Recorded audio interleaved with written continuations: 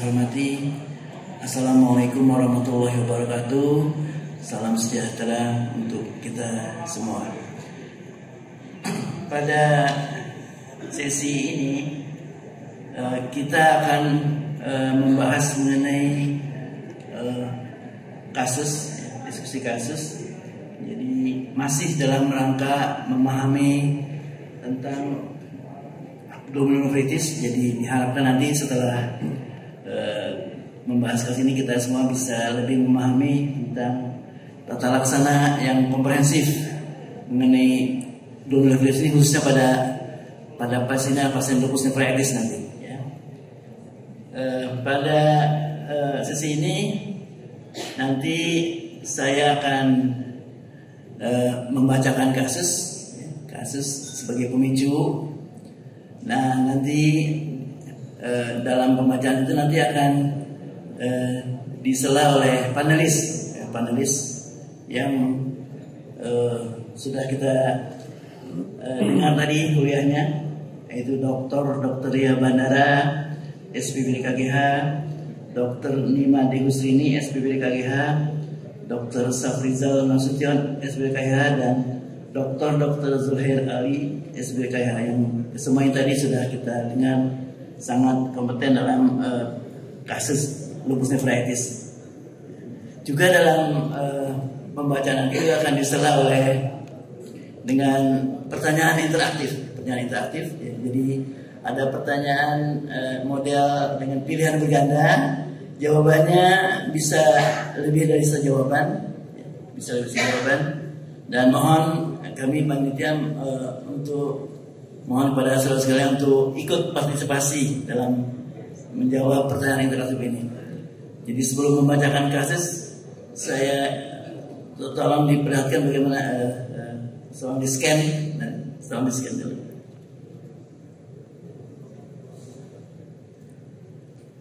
Nah, tolong di scan ini supaya bisa ikut partisipasi dalam menjawab pertanyaan-pertanyaan yang dimajukan nanti. Ya, ini adalah kasus yang kita hadapi. Seorang wanita berumur 33 tahun, seorang ibu rumah tangga, sudah menikah dengan satu anak yang sehat. Datang ke rumah sakit, ini cerita 3 tahun yang lalu ya, dengan bengkak di kedua tungkai yang memberat sejak 1 minggu sebelum masuk rumah sakit. Ya. Jadi ini cerita masih 3 tahun yang lalu. Bulan sebelum masuk rumah sakit, pasien mengeluh ruam pada wajah dan kulit, nyeri sendi dan rambutnya rontok. Ya. Juga pasien mengeluh buang air kecil berbusa dan ada pembekakan yang sudah dirasakan di kedua tungkai. Ya. Jadi ada bengkak, ada keluhan di kulit, di muka, buang air kecilnya berbusa. Pada pemeriksaan fisik, tekanan darah agak tinggi sedikit, 170/90 mm air raksa, nadi 80, nafas 16, suhu 36,8 derajat normal ya. Pada pemeriksaan fisik umum tampak diperiksa adanya ruam malar pada wajah ya. Dan dilakukan speed test positif, ada nyeri ya. Pada sendi juga positif. Dan didapatkan edema piting pada ekstremitas bawah bilateral. Nah, tolong dijawab ini pertanyaan pertama. Ya, pemeriksaan apa yang pada awal yang dapat dilakukan pada pasien itu bisa membantu nanti menegakkan diagnosis. Tolong pertanyaan dulu ya, ulang. Nah.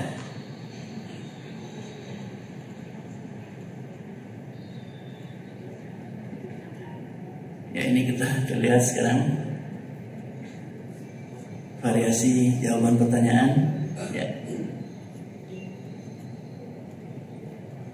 Yang paling banyak urinalisis, yang kedua ANA, kemudian protein kreatin rasio urin UPCR, kemudian protein kuantitatif urin 24 jam, dan albumin kreatin rasio urin UACR. Ini ya segera Mas yang paling banyak analisis. Ya, jadi kita ketahui bahwa pemeriksaan penunjang awal ini sangat penting dalam upaya untuk menegakkan diagnosis. Jadi penting sekali. Jadi kita minta Dr. Ria Bandara SPBDKH untuk bisa menjelaskan untuk mengenai pemeriksaan awal apa yang sebaiknya dilakukan pada pasien. Silakan dok. Ya. Slide. Terima kasih Prof. Jadi kalau kita lihat slide, maaf. Jadi kalau kita bisa simpulkan dari anamnesis dan pemeriksaan klinis didapatkan data bahwa ada 3 bulan sebelum masuk rumah sakit ada ruam pada wajah dan kulit untuk wanita yang berumur 30 tahun perempuan. Terus yang clue kedua adalah ada buang air kecil berbusa. Berarti kalau berbusa kita juga tahu misalnya biasanya ada keluarnya protein di dalam urin. Terus ada bengkak di kedua tungkai makin memberat dengan pitting edem. Ada hipertensi pada pasien ini, dan pada pemeriksaan fisik ada ruam malar pada wajah dan juga squeeze test dan tenderness pada sendi. Kalau kita lihat seperti ini Prof, saya curiganya pasien ini adalah mempunyai kelainan ginjal yang utamanya adalah penyakit glomerular. Jadi kalau penyakit glomerular, apa yang harus kita periksa? Ini adalah kalau kita bisa di mana saja, tidak perlu di kota besar. Jadi teman-teman sejawat di kota-kota kecil juga yang jauh misalnya dari laboratorium itu kita bisa melihat di puskesmas selalu ada misalnya satu kita memeriksa dengan tes dipstick urin ataupun juga pemeriksaan urinalisis. Urinalisis ini selain juga untuk sedimen urin, kita juga bisa tahu kalau ada kebocoran protein urin. Jadi ada protein juga bisa selain pakai dipstick memakai urinalisis. Setelah itu mungkin kita harus konfirmasi dengan urin, protein urin. Kalau tadi ada positif, kita harus konfirmasi dengan protein kreatinin rasio kalau ada di tempat tersebut. Kalau tidak ada, teman-teman bisa memeriksanya dengan menampung urin 24 jam untuk mencari kuantitatif. Dan kita tahu juga bahwa dia sudah 3 bulan, berarti kita takut sudah ada kelainan dari fungsi ginjalnya, maka diperiksakan kreatinin serum. Itu mungkin Prof. Baik, pada pemeriksaan penunjang kita dapatkan HB 10,3 gram persen, trombosit 301.000, urin 10, kreatinin 0,5 jadi masih normal, dan GFR estimated 128 ml per menit jadi masih normal ya. Albumin serum turun 2,2 gram persen per desiliter. Rasio protein kreatin urin pada pasien ini 2.365 mg per gram. Kemudian pemeriksaan urinalisis warna kuning, eritrosit 20 sampai 25 per lapangan pandangan besar, jadi meningkat ya. Leukosit 2 sampai 3 per lapangan pandangan besar masih normal. Albumin 3 positif ya, meningkat. Silinder negatif, nitrit negatif, leukosit esterase positif. Jadi berdasarkan data tersebut kita lihat di sini kecurigaan pada pasien ini masalah klinis yang bisa dialami oleh pasien ini. Apakah sindrom nephrotik, apakah lupus nephritis, apakah proteinuria persisten, apakah hematuria persisten, apakah penyakit ginjal kronik. Silakan dipilih. Wah, ini jelas ya, lupus kali ini. Terlalu jelas nih kasusnya.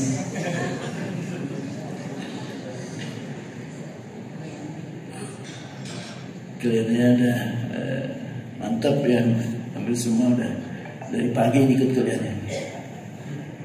Nah silakan. Jadi untuk diagnosis bagaimana pada pasien ini Dr. Ria, silakan. Ya, Prof. Jadi kalau kita lihat dari pemeriksaan penunjang tadi, dari pemeriksaan laboratorium, kita dapatkan adalah dua clue sebetulnya, dua kunci.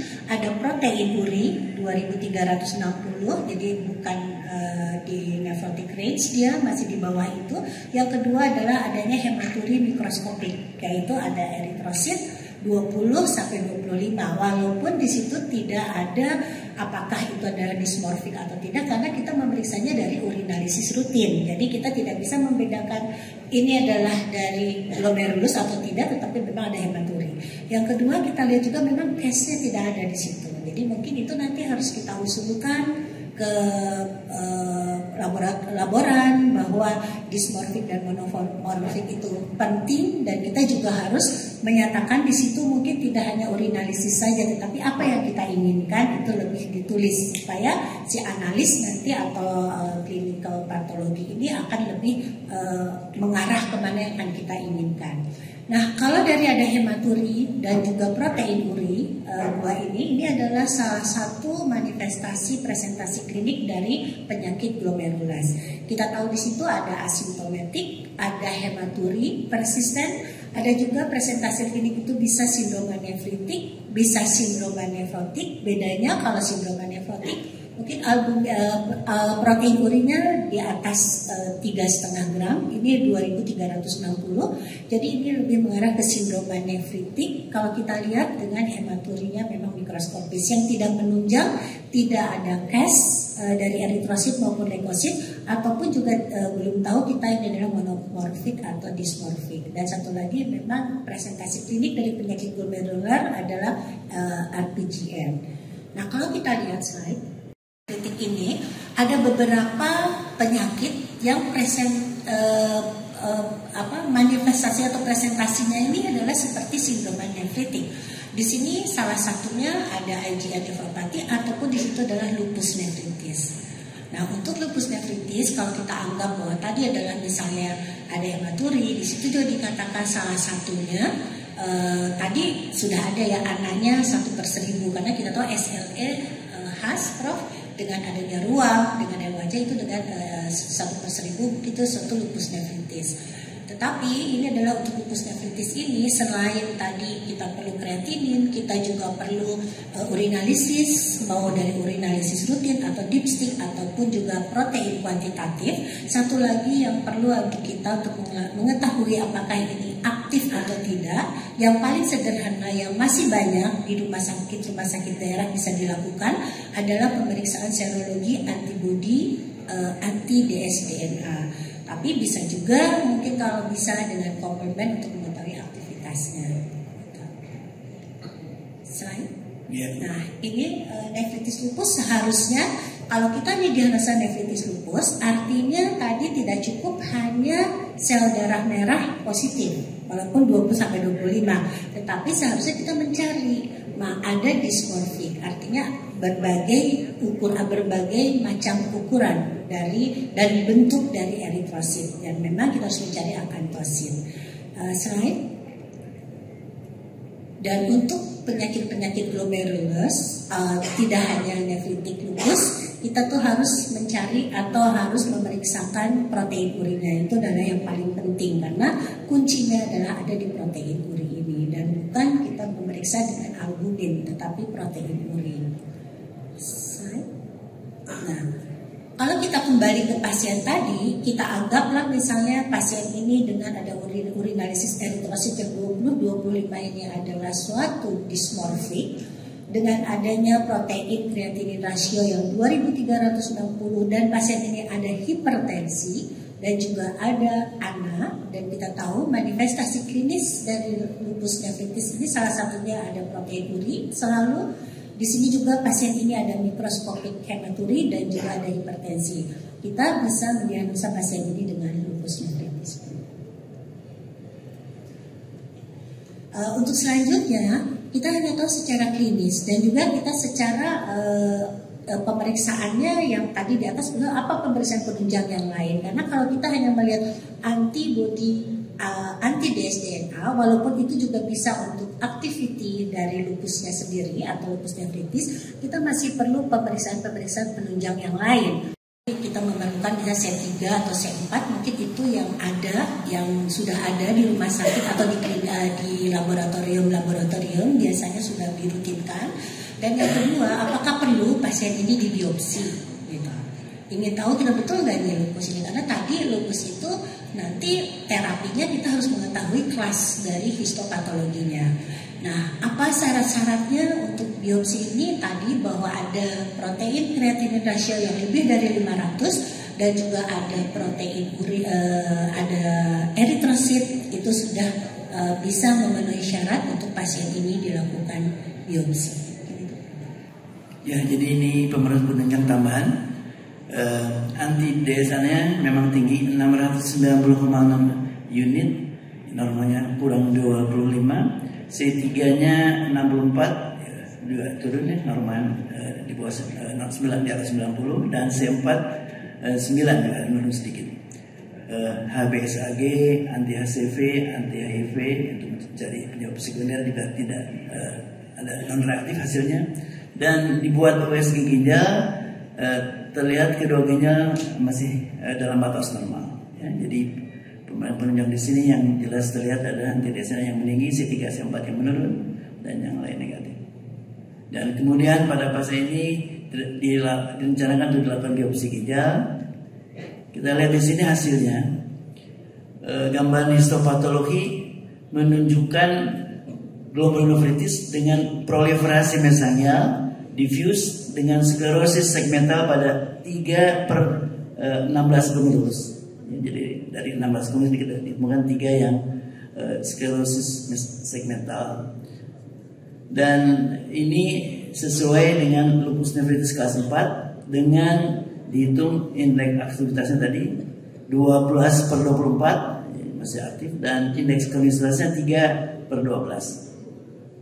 Dan dari gambaran imunofluorescen didapatkan endapan imun pada IgG positif, IgM positif, C3 juga positif, dan yang penting lagi C1q-nya ada positif yang menonjol ya, 2+. Dan tidak didapatkan endapan imun pada IgA. Nah, jadi tadi dari sudah kita sampai pada diagnosis dengan biopsi, jelas malah klasifikasinya juga jelas dari 4 ya. Kita memerlukan pengobatan untuk pasien ini. Saya mohon Dr. Made untuk Bu Srini untuk membahas mengenai pengobatan. Ya, ini pertanyaannya is steroid, hidroklorin, MMF, kemudian ARB, steroid, hidroklorin, MMF, kemudian ARB, steroid, chloroquine, cyclophosphamide, enoxan, ARB, steroid, kombinasi ini ya.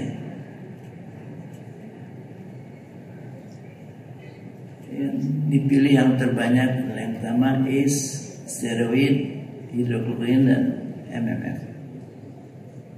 MPA ya. Baik, oke.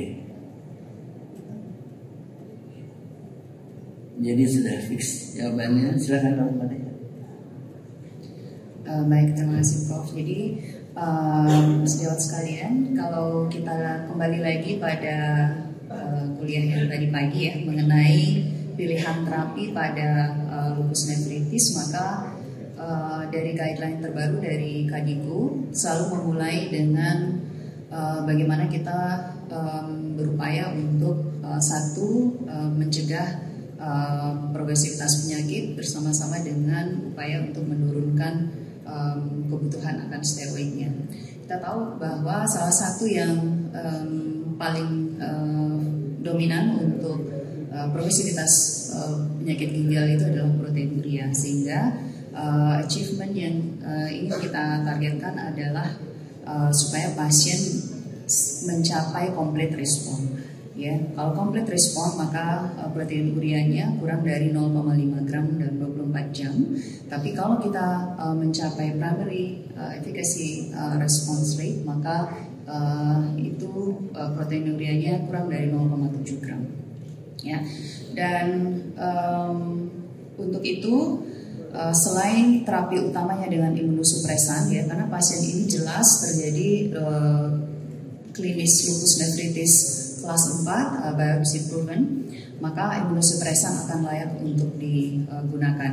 Namun pilihannya adalah tadi di pilihan pertama yang menjawab A dan B itu betul ya, karena di sana ada RAS blocker ya, ada ACE inhibitors dan kemudian ARB ya. Jadi dua obat ini tidak kita kombinasikan dalam satu pemberian ya, tidak boleh dikombinasikan, namun selayaknya kita berikan untuk menurunkan proteinurianya.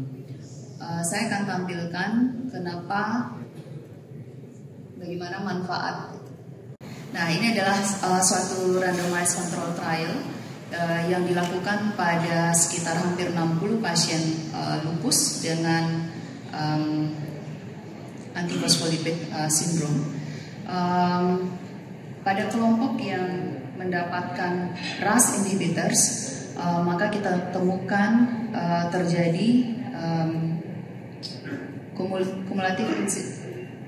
kumulatif incidence antara penurunan GFR 15, 30 dan 50% atau terjadinya gagal ginjal itu jauh lebih rendah pada kelompok yang mendapatkan RAS inhibitors. Pada kelompok pasien ini yang mendapatkan RAS itu antara ACE atau ARB ya. Sedangkan kalau pada pasien yang tanpa RAS inhibitors, maka declining dari fungsi ginjalnya bahkan mencapai ESKD secara bermakna lebih besar.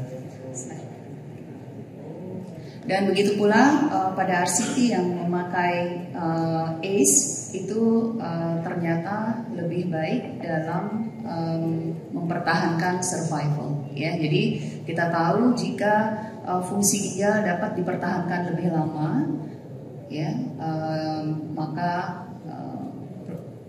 jika proteinuria dapat ditekan lebih lama, lebih baik, maka survival juga akan terpengaruh.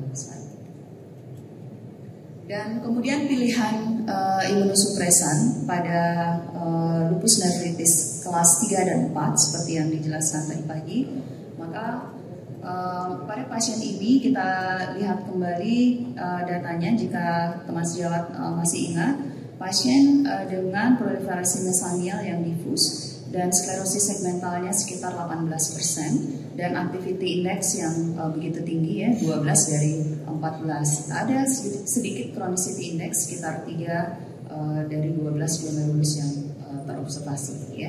Jadi dengan immunofluorescence yang full house, dan pasien ini layak kita treat sebagai dengan glukokortikoid ya. Jadi pada induksi terapi untuk kelas 3 atau 4, maka yang pertama yang kita berikan adalah steroid dosis tinggi dengan salah satu dari mycophenolic acid. Jadi steroid dosis tinggi plus mycophenolic acid, atau steroid dosis tinggi dengan low dose IV cyclophosphamide, atau glukokortikoid dengan belimumab dan mycophenolic acid, atau low dose intravenous cyclophosphamide, dan glukokortikoid dengan NPA dan CNI ya, salah satunya adalah voclosporin. Dan ini adalah algoritmanya ya. Jadi jika kita menemukan kelas 3 atau 4 yang bisa disertai dengan kelas 5, maka kita harus juga melihat jika dibantu dengan activity index dari histopathological features-nya, maka jika pasiennya masuk ke dalam aktif kelas 3, 4 dan atau 5, maka seperti tadi ya. Jadi pasien ini kita golongkan sebagai aktif kelas 4 ya, sehingga kita akan pantas untuk memberikan steroid dosis tinggi sekitar 0,25 hingga 0,5 gram per hari untuk 1 sampai 3 hari ya, intravena. Kemudian dilanjutkan dengan oral dengan dosis 0,35 hingga 1 mg per kilo per hari ya, tidak melewati 80 mg per hari. Kemudian di tapering untuk mencapai nantinya dosis maintenance ya, dan dibarengi dengan pemberian imunosupresan seperti CNI, homosporin ya, atau MPA yang lain, atau dia dengan MPA saja, atau dengan cyclophosphamide untuk 6 bulan ya, dengan dosis seperti yang tertera, dan juga bisa dengan delimumab dengan MPA atau low dose cyclophosphamide. Nah, kemudian pertanyaan berikutnya adalah bagaimana jika dua-dua terapinya tersedia, ya, misalnya di tempat sejawat ada mycophenolic acidnya dan juga cyclophosphamide-nya. Gimana kita akan memilih di antara kedua terapi tersebut? Saya mencoba membuat ringkasannya. Jadi untuk terapi induksi dari berbagai RCT yang ada, untuk efikasi yang antara MPA dan cyclophosphamide adalah setara. Ya, jadi mycophenolic acid itu tidak inferior terhadap cyclophosphamide dan juga terbukti pada ras Asia. Kemudian dari cara penggunaannya, maka mycophenolic bisa kita berikan secara oral ya, sehingga lebih memudahkan dibandingkan dengan cyclo yang saat ini tersedia dalam intravena. Kemudian untuk masalah fertilitas, untuk mycophenolic memang tidak bermasalah untuk nanti kemudian pasien misalnya memplanning untuk kehamilan gitu ya. Sedangkan untuk cyclophosphamide maka kita harus edukasi pasien ini apakah jika dia baru punya satu anak, sehingga kalau mau punya anak lagi mungkin kita tidak akan memilih cyclophosphamide. First eventnya kalau mycophenolic acid memang tidak terlalu berat ya, baik dari GI symptom atau leukopenia, tapi obatnya adalah teratogenik ya. Jadi hati-hati kalau pasiennya sudah hamil. Kemudian kalau cyclophosphamide maka efek sitopenia, depresi dari sumsum tulang itu juga cukup besar dengan adverse event infection yang cukup berat. Pada beberapa kasus kita temukan adanya hemorrhagic cystitis yang memerlukan pengobatan, perawatan. Kemudian untuk efektivitas berdasarkan ras, memang banyak studi itu menunjukkan pada Afro-Afrika itu lebih efektif mycophenolic dan Hispanic patient ya, jadi pasien-pasien yang di Mediterania. Dan untuk kenyamanan pasien mungkin oral akan lebih baik dengan mycophenolic, dan untuk penggunaan pada kehamilan dua-duanya itu kita kontraindikasikan. Dan berikut adalah dosisnya ya, jadi mycophenolic acid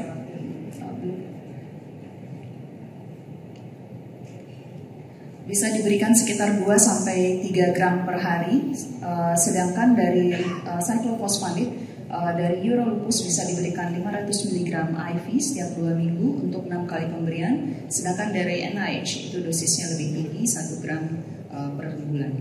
Untuk maintenance use ya, jadi untuk MPA itu memang bisa untuk diberikan long term bahkan sampai 3 tahun.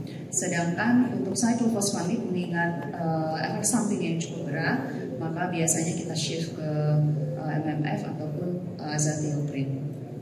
Dan untuk cost-nya di kita di Indonesia sebagian besar sudah bisa dijangkau oleh BPJS, sedangkan di beberapa negara terutama di Afrika mungkin masih belum.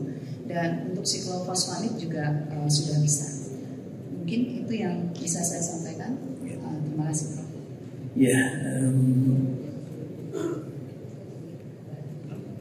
Ya, pada pasien penyakit dengan penyakit tumuler dengan gejala utama proteinuria, jadi risiko terjadinya tromboembolik cukup besar. Ya, dan orang itu diperiksakan apalagi ada lautnya 2,2 ya, diperiksa panel sindrom antipolip, kita pakai sini ACA, anti-keratin, IgG dan IgM negatif, B2 glicoprotein IgG dan IgM negatif, dan lupus antigolan positif lemah. Ya. Nah, apakah rekomendasi pemberian trombofilaksis? Silakan dijawab.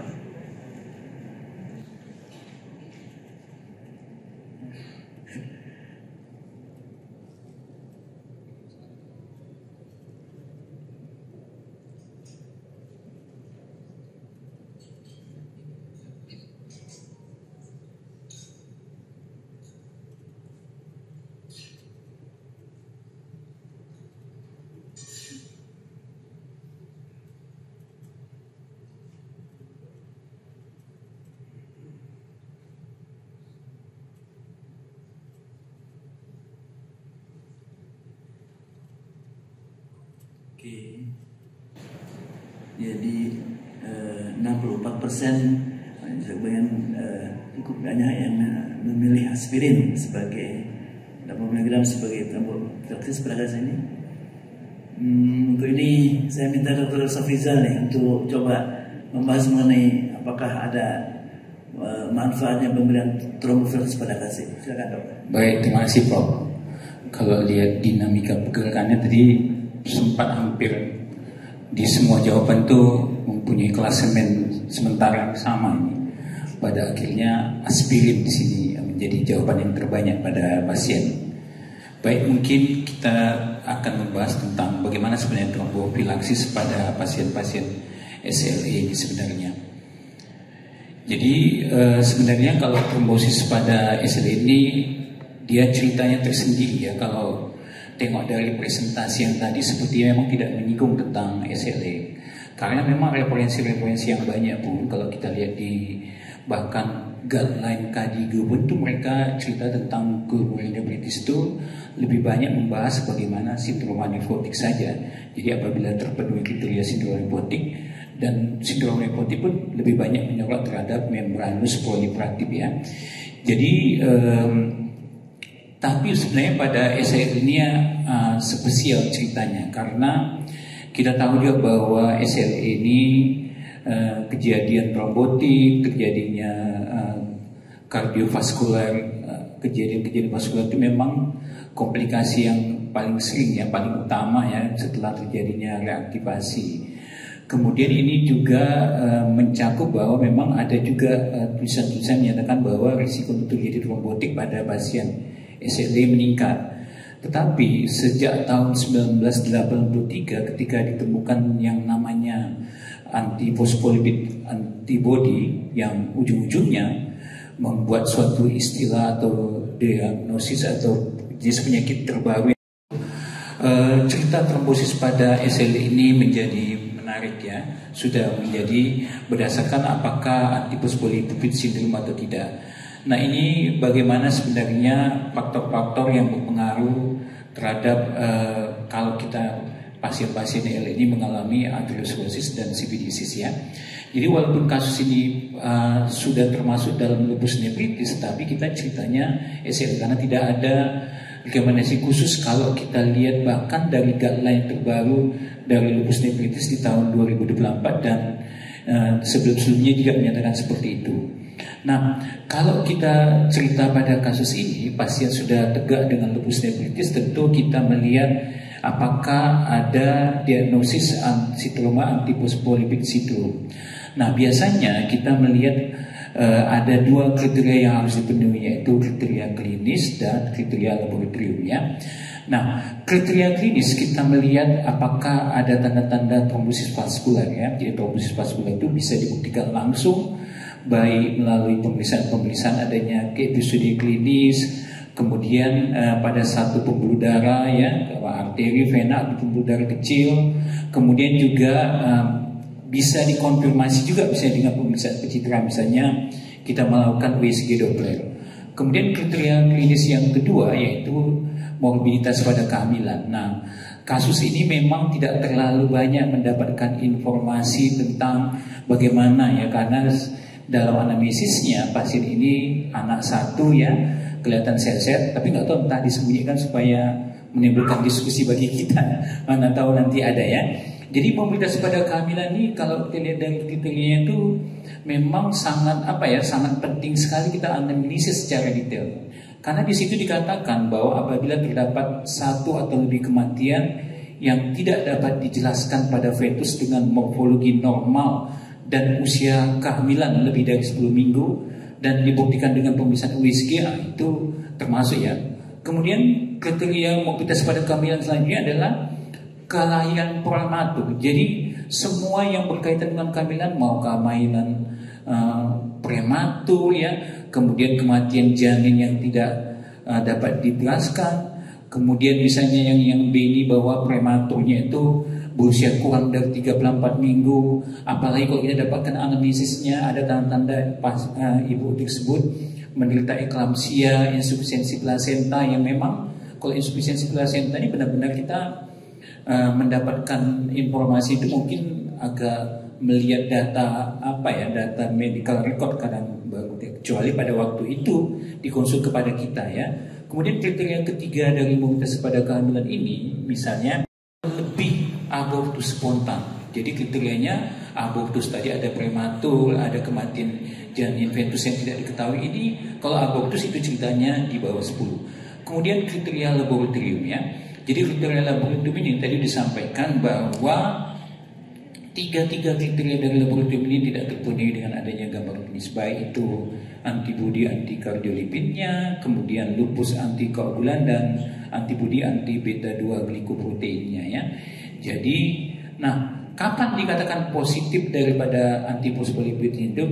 Ya adalah minimal 1 kriteria klinis dan 1 kriteria laboratorium. Jadi kalau kita lihat pada kasus ini, kriteria klinisnya mungkin masih kita cari lagi dengan anamnesis yang lebih lengkap. Kadang-kadang mungkin bisa kita perlu, tapi sebenarnya kriteria laboratorium sudah tidak terpenuhi ya. Jadi sudah tidak terpenuhi kriteria untuk sindroma antiphospholipid syndrome. Jadi berdasarkan apa pasien ini memang dengan kadar albumin 2,2 ya, dan tidak temukannya kriteria daripada kriteria laboratorium, kriteria klinisnya bisa kita bilang negatif, tapi mungkin saja yang anak 1 itu kemarin itu kita dapat data entah lahirnya prematur atau sebelumnya ya. Jadi kesimpulan masalah klinis adalah lupus nephritis kelas 4 dengan antiphospholipid syndrome yang negatif dan hipoalbuminnya. Kalau lihat gambar bagaimana kita melakukan profil apakah kita melakukan trombofilaksis, kita melihat yang jalur sebelah kanan, karena jalur yang sebelah kiri semua tidak terpenuhi ya, karena itu kriteria untuk kita melakukan treatment. Tetapi kalau untuk terapi APS umum, di sini nyatakan bahwa apabila dia ada klinis ya, kriteria 1 klinis, kriteria laboratoriumnya dan terpenuhi kriteria antiphospholipid sindromnya atau APS tidak ketemu, maka dia tidak memenuhi kriteria untuk diberikan terapi ya. Satu lagi, pasiennya tadi sudah sepakat kita untuk mendapatkan hidroksikloroquine, dan hidroksikloroquine itu sebenarnya juga dapat menurunkan risiko kejadian trombosis selama 1% ya. Jadi kalau kita memakai algoritma yang ini itu tidak cocok, karena kita sama-sama sepakat bahwa kasus ini tidak datang dengan presentasi daripada glomerulitis yang nephrotic syndrome, karena tidak terpenuhi. Kalau tadi terpenuhi dengan nephrotic syndrome-nya, maka kita bisa memakai algoritma yang ini. Kemudian, jadi kalau dari pertanyaan bagaimana rekomendasi pemberian trombofilaksis pada pasien ini, tentu aspirin tidak kita berikan. Kalau misalnya risiko antiphospholipid syndrome-nya terpenuhi dan tadi misalnya low risk dia, maka kita berikan aspirinnya. Tapi kalau warfarin kita berikan tadi kalau misalnya risiko untuk trombosisnya tinggi, high risk ya, sesuai dengan algoritma tadi, dan dengan adanya dengan risiko perdarahan yang yang tinggi ya, yang rendah ya. Kemudian low molecular weight variant juga tidak tepat ya, kemudian rivaroxaban juga tidak diberikan ya. Jadi kesimpulan dari jawaban pertanyaan ini adalah tidak perlu trombofilaksis. Mungkin itu, Prof. Baik, terima kasih. Kita lanjutkan mengenai kasus ini ya. Ini dalam follow up, pasien mendapatkan tablet irbesartan 1 kali 300 mg, metilprednisolon mulai 3 kali 16 mg, dan kemudian diturunkan. Kemudian diberikan hidroksikloroquine 1 kali 200 mg dan MPA 2 kali 720 mg ya. Pasien rutin kontrol dan kepatuhan dalam pengobatan baik. Setelah berobat selama 3 tahun didapatkan urin PCR-nya persisten kurang dari 500 mg per gram, dan diputuskan untuk kondisi pasien mengalami remisi, steril dihentikan, dan MPA juga dihentikan. HCQ dihentikan karena ada keluhan gangguan penglihatan. Jadi pasien masih minum tablet irbesartan 1 kali 300 mg. Nah, laboratorium terakhir diperiksa ureum 17, kreatinin 0,5, GFR masih baik. Urin PCR-nya 180 mg per gram, albumin 3,6 gram per desiliter, anti DSA-nya 89, jadi masih dalam batas normal. C3 juga 103 normal dan C4 20 normal. Dan follow up dilanjutkan. Kemudian ternyata pasien mengeluh buang air kecil dikatakan berkurang dibanding sebelumnya sejak 1 minggu terakhir sebelum datangnya. Buang air kecil berusaha dan kaki yang bengkak muncul kembali. Sedangkan kemerahan di wajah yang dulu ada dikatakan tidak ada sekarang. Tidak ada demam, tidak ada sesak, batuk, muntah ataupun diare. Pasien minum irbesartan 1 kali 300 mg secara teratur. Pada pemeriksaan fisik tekanan darah 160/90, didapatkan UDM pada kedua tungkai dan jumlah urin sekitar 1000 cc per 24 jam. Kemudian dilakukan pemeriksaan penunjang, HB didapatkan 10 gram per naik 100, kreatinin 3,5 dan IGFR-nya menjadi 17. Natrium 137, kalium naik menjadi 5,8 mg. Kemudian UPCR-nya juga naik kembali 2970 mg per gram. Serum albumin turun 2,4, anti DSA naik 899 unit dan C3 juga turun. Dan didapatkan pada urinalisis kuning, keruh, eritrosit lebih dari 50/8 besar, albumin 2 positif, silinder eritrositnya positif, tapi nitrit tidak ada, nekrotisasi juga tidak ada. Ya. Jadi pasien dinilai sebagai nefritis lupus yang mengalami relapse dengan klinis rapidly progressive glomerulitis. Kemudian pasien direncanakan untuk dilakukan biopsi ginjal ulang. Nah, kemudian ini ada pertanyaan yang terlaksana pada pasien ini yang mengalami keadaan akut tadi ya. Apakah diberikan pulse steroid, MMF, pulse steroid dengan stiklophosphamide, steroid dan rituximab, plasmaferesis atau hemodialisis? Silakan.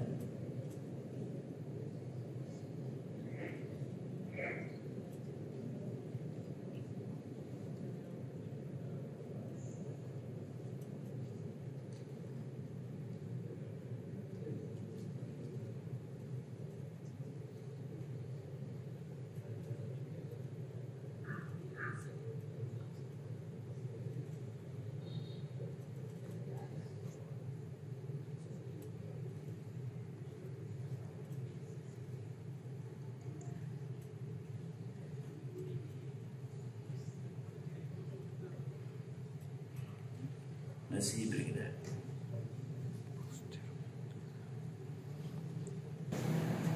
Sampai ada yang terbanyak adalah pulse steroid dengan MMF 59%, diikuti dengan siklophosphamide.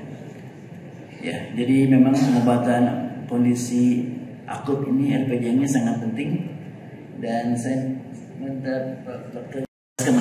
treatment pada RPG. Silakan. Baik, terima kasih Prof. Kalau kita lihat pada pasien ini setelah dia remisi beberapa lama, tiba-tiba dia terjadi penurunan fungsi ginjal, keluhannya memang berat, memang khas untuk RPGN ya. Jadi terjadi penurunan fungsi ginjal yang mendadak tiba-tiba dan kita sudah melihat hasilnya. Dan bagaimana dengan tata laksana yang harus kita lakukan? Kalau kita lihat apa yang kita sampaikan pagi tadi, untuk steroid sendiri itu memang sudah boleh dikatakan sudah secara menyeluruh, secara bersama itu harus kita lakukan, melakukan metilprednisolon yang pulse IP dengan dosis 500 mg atau antara 250 sampai 1000 selama 3 hari. Ini dikatakan bahwa dengan pemberian ini terjadi perbaikan yang sangat efektif dan reliefnya sangat rendah gitu ya. Apalagi kalau digabungkan dengan imunosupresan yang lainnya.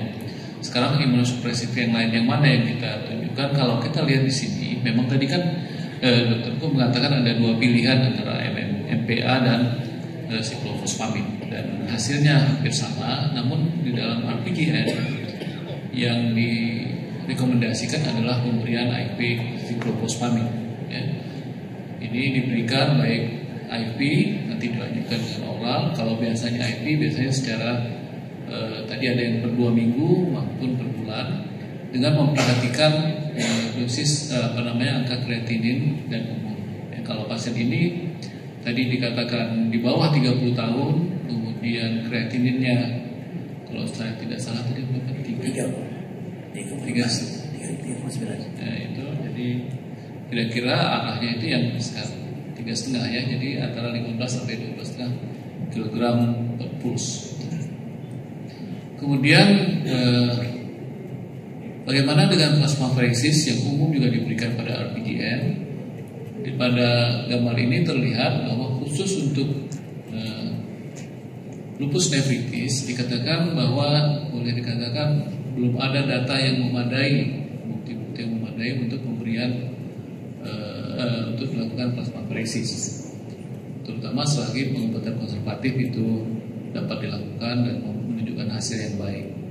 Lalu yang terakhir mengenai dialisis, ya kalau kita lihat pada pasien ini memang belum ada tanda-tanda uremia yang simptomatik. Kalau kita lihat kaliumnya tadi 5,8 masih di atas 6,5. Juga tidak ada data untuk metabolik acidosis fluid overload ya, kalau kita lihat di agennya ya ada, tapi tidak ada tanda-tanda sesak napas. Kemudian oliguria saya kira tidak terlihat. Jadi memang belum saatnya untuk dilakukan dialisis sambil kita monitor. Saya kira itu Prof yang dapat saya tambahkan. Terima kasih. Terima kasih Dr. Zul. Jadi kita lanjutkan. Jadi setelah pengobatan dengan metil peninsulan pulse dose 500 mg selama 3 hari dan siklofosfamid 750 mg siklus pertama dan kemudian dilanjutkan, klinis didapatkan perbaikan, urin output sekitar 2000 cc per 24 jam, tekanan darah negatif normal dan fungsi ginjal mengalami perbaikan. Tekanan darah 130/80, ureum turun 86, kreatinin turun 2,3, GFR naik jadi 28 dan urin PCR juga turun. Ini dilakukan biopsi ya, pada pasien ini didapatkan jelas gambaran crescent, gambaran bulan sabit seluler dan adanya sklerosis. Juga pada gambaran imunofluoresen didapatkan tidak IgG positif, IgM juga positif, tapi C3-nya positif, C1q-nya positif jelas sekali ya. Jadi dari gambaran histopatologis ini sesuai dengan crescentic glomerulitis dengan profilasi mesangial dan endocardial diffuse, dan bila klinis dan serius mendukung ini sesuai dengan nephritis lupus kelas 4A dengan ditemukan crescent pada 87,5% glomerulus yang sesuai dengan indeks aktivitas 20/24 dan indeks klinisis 3/12. Dan pada imunofluoresen disimpulkan didapatkan 8 imun kuat plus 3 pada IgA, pada IgM, S3 dan C1q. Dan kemudian pasien dilanjutkan dengan pemberian siklofosfamid selama 6 siklus, tiap siklus 750 mg.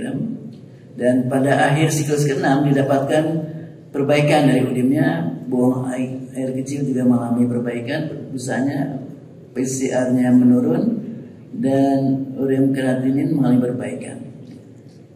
Dan itu kasus yang kita sudah selesai kita bicarakan. Saya buka untuk diskusi untuk hadirin semua yang ingin ditanyakan. Mungkin saya diperlihatkan hasil polling ya. Untuk barangkali. Sementara kalau ada pertanyaan atau komentar atau apa saja yang ingin disampaikan silakan. Terima kasih Prof atas kesempatannya. Saya ingin konfirmasi aja Prof. Jadi dalam praktek kita sering juga ada dilema dikaitkan dengan manajemen tadi, khususnya penggunaan kalsi inhibitor. Selama ini kalau kita merujuk kepada pasien transplant, dimana kita tahu CNI ini kan therapeutic indeksnya kan sempit ya Rob. Jadi kita khawatir resiko toxicity dan resiko therapeutic efeknya yang kurang gitu. Apakah dalam penggunaan CNI ini untuk lupus nephritis juga berlaku sama dengan transplant? Jadi kita harus punya target terapeutik yang tentu saja ini kita khawatir mungkin malah menambah beban pemeriksaan bagi pasien. Mungkin minta pendapat dari mungkin dokter Kum tadi ya. Yang kedua tentang ya praktis juga terkait dengan penggunaan methylprednisolone dosis maintenance. Kebanyakan sejawat itu menggunakan dosis yang saya amati itu multiple dose. Padahal kalau kita lihat guideline di Kadigo, di situ maintenance dosisnya itu 1 sampai 2 mg per kilogram berat badan per hari, maksimal 80 mg, diberikan single dose atau alternate day malah begitu. Mohon pendapat atau komentar dari Nyaji. Terima kasih. Terima kasih Bro. Jadi ada 2 pertanyaan dari pertama adalah mengenai pemberian tacrolimus ya pada pasien lupus. Silakan dok. Baik, terima kasih pertanyaannya Dr. Nur Samsu. Jadi untuk nefritis lupus kelas 3 atau 4 dan bisa disertai kelas 5 itu memang pilihan utamanya adalah glucocorticoid dengan MPA, mycophenolic acid atau cyclophosphamide. Jadi jika pasien ternyata tidak toleran terhadap obat-obatan tersebut, ya imunosupresan tersebut, maka pilihan berikutnya bisa golongan CNI seperti itu. Jadi masih ada tempatnya, tapi memang efikasinya untuk kelas 4, 3-4 tidak terlalu baik untuk resiproliteratifnya. Tadi ditanyakan mengenai dosis ya. Jadi memang pada transplant kan memang betul-betul perhatikan mengenai neurotherapeutic index tadi ya. Jadi kalau terlalu rendah bisa timbul rejeksi, jadi itu yang selalu kita hindarkan. Tetapi kalau terlalu tinggi itu akan menimbulkan neurotoksik pada ginjalnya sendiri untuk transplant. Jadi memang jadi barangkali ada bedanya ya Dr. Kum ya. Jadi memang pada pasien transplant harus kadar itu harus lebih sering diperiksa. Sedangkan pada ini gimana pada lupus? Jadi ini biasanya kita dianjurkan untuk melakukan monitoring terhadap level obat, terutama pada kasus yang refraktor terhadap pengobatan. Ya, jadi responnya tidak terlalu baik, maka selain dilakukan biopsi ulang, maka kita diminta untuk melakukan monitor kadar obat dalam darah seperti itu. Jadi mungkin dalam hal monitor pemeriksaan kadar tacrolimus nggak terlalu sering, tidak rutin ya. Jadi apakah dia patuh berobat? Jadi kita bisa lihat ya, karena kan jangka panjang ya, lihat kadarnya apakah betul obat. Jadi memang betul dia makan obatnya, tapi dosisnya bisa konstan biasa. Memang kalau ada transplant lebih dinamis pemberian obatnya, tapi pada pasien lupus lebih konstan ya. Monitor kadar obat hanya dilakukan untuk apakah tadi respon terapi dan juga apakah betul patuh berobat di pasien ini. Pertanyaan kedua tadi mengenai pulse metil dosis pemberiannya apakah single dose, apakah berapa kali ya? Untuk pemberian steroid mana yang lebih baik sebenarnya? Jawab dokter ini tadi berpendapat bahwa di literatur banyak dipakai pemberian hanya single dose. Ya, jadi memang sebetulnya yang diinginkan dengan kita agresif di awal dengan memberikan induksi steroid glucocorticoid IV maka kita akan mendapatkan dosis maintenance yang jauh lebih rendah dengan layering dengan imunosupresan seperti itu, imunosupresan yang lain maksudnya. Jadi untuk dosis steroid memang segera harus diturunkan. Ya, dia nggak bilang berapa tepatnya, berapa minggu tepatnya setelah induksi itu diberikan 0,35 sampai 1 mg per kilo per hari over a few months period seperti itu saja. Tapi studinya memang dia mengatakan bisa hingga 6 bulan, ya paling lama 6 bulan baru dia tapering down sesuai dengan dosis yang direkomendasikan. Ya, jadi ada dosis di awal dengan klinis yang berat dia bisa approach-nya pada high dose. Kemudian kalau tidak terlalu berat, moderate dose steroid ataupun low dose steroid. Sesuai dengan fisiologi dari sekresi dari kortisol, maka lebih baik memang diberikan sekali di pagi hari seperti itu.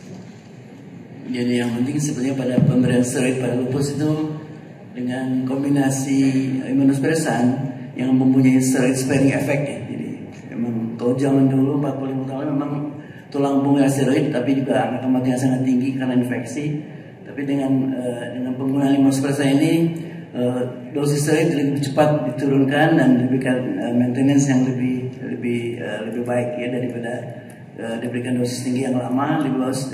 Awal ada dosis tinggi tapi cepat diturunkan, tapi pemberian MPA-nya tetap diberikan untuk induksi selama 6 bulan.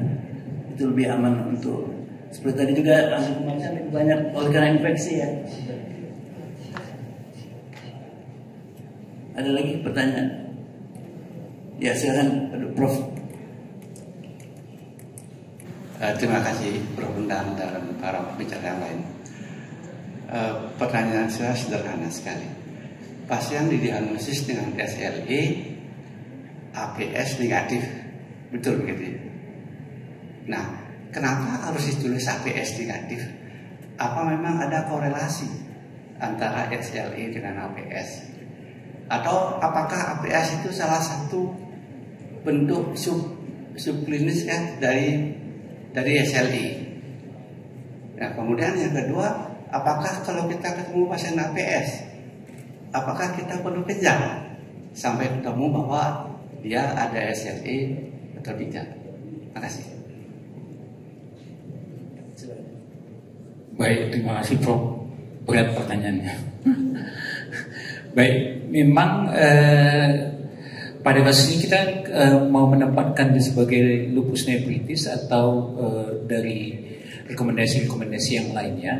Tetapi sejak tahun 83, sejak ditemukan namanya antiphospholipid antibody, maka segala yang berkaitan trombosis maupun lebih ke arah trombosis itu dikaitkan dengan antiphospholipid syndrome.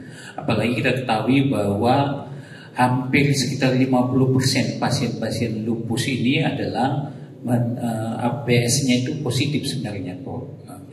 Kemudian atau sebaliknya, pasien-pasien yang antiphospholipid syndrome itu 50%-nya biasanya lupus. Jadi oleh karena itu seperti itu, Prof. Nah, kalau dilihat dari prevalensi untuk pasien-pasien SLE atau lupus nephritis yang menderita yang namanya gangguan trombosis ini pun prevalensinya itu sekitar 5%. Ada yang bilang 1%, ada 5%. Jadi memang terkait dengan itu, Prof. Memang sekarang ini referensi itu selalu mengkaitkannya dengan antiphospholipid syndrome. Walaupun kita tahu sebenarnya banyak yang berkaitan dengan hubungan dengan trombosis pada pasien-pasien SLE. Misalkan penggunaan steroid itu saja sebenarnya mempengaruhi terhadap trombosis. Kemudian kita tahu dengan berjalannya apabila pasien-pasien itu nanti masuk ke dalam stadium CKD itu juga meningkatkan risiko dengan trombosis. Tetapi sampai sejauh ini kita belum dapat tulisan-tulisan yang mengaitkannya selain dengan APS, Prof. Jadi tulisan-tulisan penelitian pun masih mengaitkannya dengan APS ini. Jadi memang masih berkembang nih bagaimana sebenarnya kita menentukan kejadian trombosis pada pasien-pasien SLE itu. Mungkin itu, Prof, yang bisa saya jawab, Prof. Kalau lupus nephritis dengan X positif otomatis diberikan trombofilaxis. Jadi kalau kalau dia misalnya pemberian trombofilaksis itu apabila salah satunya misalnya terpenuhi kriteria bahwa dia itu misalnya resiko untuk terjadinya tinggi, ya. Tapi kalau dari rekomendasi yang tadi itu kita lihat dia risiko perdarahannya rendah atau tinggi. Kalau dia sudah ada antihospitalitis sindrom, sudah ada risiko untuk kita memberikan yang namanya trombofilaksis. Tinggal kita pilihan kita yang mana. Kalau misalnya pilihannya dengan risiko perdarahan yang tinggi, maka kita pemberiannya warfarin. Tapi kalau risikonya rendah, kebalikannya bro. Kalau risikonya tinggi kita berikan aspirin, tapi kalau risiko rendah kita berikan warfarin bro. Mungkin itu. Ya baik. Jadi pasien ini kan perempuan, anak yang baru 1 ya. Kemudian kita harapkan sih dengan pengobatan sekarang teratasi kembali baik lagi, kemudian mengalami remisi. Kalau pasien ini ingin hamil gimana? Gimana anjurannya? Apakah dipastikan dulu dengan biopsi betul sudah remisi atau ada cara lain untuk memastikan bahwa pasien ini boleh hamil? Sudah hamil apa belum? Ya, mau hamil? Ya ingin hamil. Ada pertanyaan saya Pak. Saya pikir sudah hamil lagi. Ya, syukurnya pasiennya jujur mengatakan akan merencanakan kehamilan, karena kadang-kadang kita mengetahuinya terlambat, pasien sudah datang hamil seperti itu. Jika pasien akan merencanakan untuk hamil, maka imunosupresannya harus kita atur. Phenolic acid, maka pasien bisa di switch ke azathioprine yang lebih aman untuk kehamilan, karena mycophenolic tadi teratogenik. Kemudian juga hydroxychloroquine masih bisa diteruskan, aman untuk kehamilan dan juga terbukti baik untuk outcome baik dari ginjal maupun kehamilannya. Dan pasien diberikan aspirin mulai dari minggu ke-16 dari kehamilannya. Tapi kalau misalnya dia usia produktif, kemudian masih pakai KB gitu ya. Jadi untuk KB-nya harus kita bicarakan lagi ke pasien, kita pilih yang paling tidak risiko trombogeniknya itu paling rendah. Seperti itu yang direkomendasikan. Nah, pertanyaannya kapan saya boleh hamil lagi? Salah. Jadi boleh hamil lagi kalau minimal tidak ada aktivitas dalam 6 bulan sampai 1 tahun. Dan itu memang kalau mau kita ideal kita biopsi, tapi jarang sekali kita lakukan dalam praktik klinik. Jadi kita tetap berpegangan pada klinis pasien. Tekanan darah tetap terkontrol, kemudian tidak ada klinis activity yang dari lupusnya sendiri, baik renal maupun ekstrarenal, ya lesi di kulit dan sebagainya tidak ada. Kemudian dari marker imunologi ataupun fungsi ginjal, urin itu juga tidak ada aktivitas. Demikian. Yang lain ingin menambahkan dokter ya ada. Ya, memang sebaiknya kalau menurut Ellen memang harusnya dibiopsi ulang untuk melihat, karena kadang-kadang pasien sudah protein uri sudah baik, tetapi masih tetap ada aktivitas pada glomerulusnya. Tetapi kita juga tahu bahwa biopsi ini invasif, Prof. Jadi mungkin dengan tadi walaupun mahal, tapi mungkin kita bisa melihat dari komplement C3, C4 dan untuk antibodi dan dari dsDNA-nya itu. Baik. Ada ingin yang bertanya lagi, silakan. Ya, silakan. Assalamualaikum warahmatullahi wabarakatuh. Selamat sore Prof. Dr. Jin Gea dari Purwokerto, Prof. Dr. Ingin menanyakan terkait pemberian kortikosteroid. Apakah di tahap yang pertama tadi kita bisa memberikan pulse dose kortikosteroid sebelum terjadinya relapse? Kemudian yang kedua, bagaimana jika pasien itu juga datang dengan komorbid, misal infeksi atau kondisi-kondisi lain yang perlu kita pertimbangkan dalam pemberian pulse kortikosteroidnya. Yang ketiga, Prof. Dokter, terkait penegakan mengenai lupusnya itu sendiri, apakah kita perlu melakukan pemeriksaan tambahan di luar tadi ANA, C3, C4, ANA profil misalkan untuk mengkonfirmasi beberapa panel antigen terkait autoimun yang mungkin diderita oleh pasien? Terima kasih pertanyaannya. Jadi kalau kembali lagi, ini pertanyaannya pertama pada kelas 4 mungkin bisa jawab ya, kelas 3, 4 seperti itu, atau disertai kelas 5, maka seharusnya kita memberikan pulse dulu selama 3 hari, glukokortikoid IV, baru nanti dilanjutkan dengan oral plus imunosupresan tadi. Kalau misalnya, sedangkan pada kasus ini memang pulse tidak diberikan di awal. Ya, pada saat dia terdiagnosis biopsi confirm lupus nephritis kelas 4, dia tidak diinduksi dengan IV glukokortikoid, langsung diberikan oral tadi. Contoh kasus ini, kemudian dia flare. Nah, pada saat dia flare dan terjadi RPGN, maka pulse steroid kita berikan kembali dengan regimen yang sama seperti sebelumnya, karena seperti sebelumnya responnya adekuat, seperti itu dok. Kalau pada saat flare juga ada infeksi tadi katakan. Kemudian kalau misalnya dia infeksi seperti yang diajarkan oleh Prof. Endang, maka kita harus selalu melihat risk and benefitnya untuk pasien. Apalagi kalau pasiennya masuk dengan sepsis, maka imunosupresan kita hold dulu dan kita lakukan tindakan yang lebih life saving seperti itu. Ya. Baik, masih ada yang ingin bertanya, silakan ya. Masih ada waktu. Mengenai marker yang lain katanya. Oh iya, marker yang pasien ini sudah diperiksa ada C3, C4 dengan antibody anti DSDNA. Sebetulnya sudah cukup Prof untuk itu, karena kita tahu anti DSDNA ini bisa dari mulai penegakan diagnosis sampai respon terapi, sampai ada aktivitas atau sampai prediksi terhadap adanya penyakit ginjal tahap akhir, dan di semua laboratorium biasanya sudah ada Prof.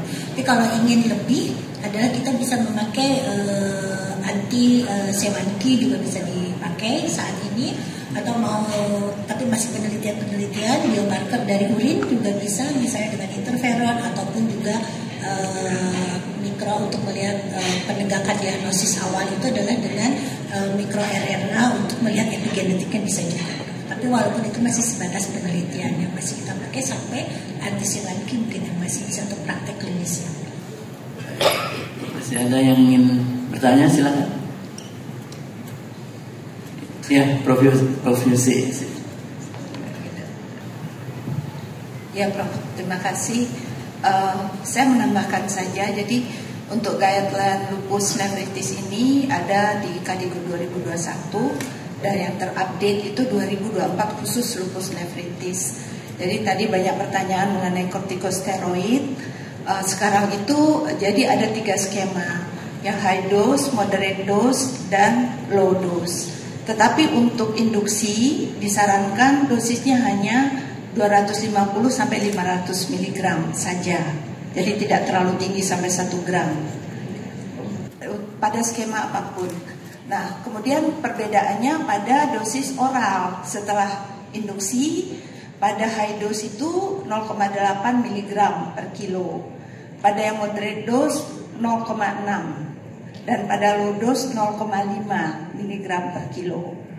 Dilanjutkan dengan tadi Dr. Kum katakan MPAA. Nah, tetapi pada minggu ketiga sudah mulai diturunkan dosis oral. Seperti itu. Jadi teman-teman bisa lihat di KDIGO 2024 lupus nephritis. Itu yang pertama. Yang kedua juga mengingatkan aja teman-teman, jadi pasien lupus sudah remisi, kalau kreatininnya naik, kita nggak buru-buru katakan RPGN. Kita lihat dulu adakah penyebab non-renal. Mungkin prerenal, mungkin juga obat-obat nefrotoksik, sambil kita evaluasi marker yang menandakan bahwa lupusnya reaktif lagi. Itu aja Prof. Makasih Prof. Terima kasih. Memang sudah diingatkan oleh Prof. Aida tadi bahwa mengenai hal yang sangat penting dengan lupus ini. Jadi ini waktu sudah mendekati waktu akhir karena masih ada acara lain setelah ini. Jadi kita sedang mendengarkan bagaimana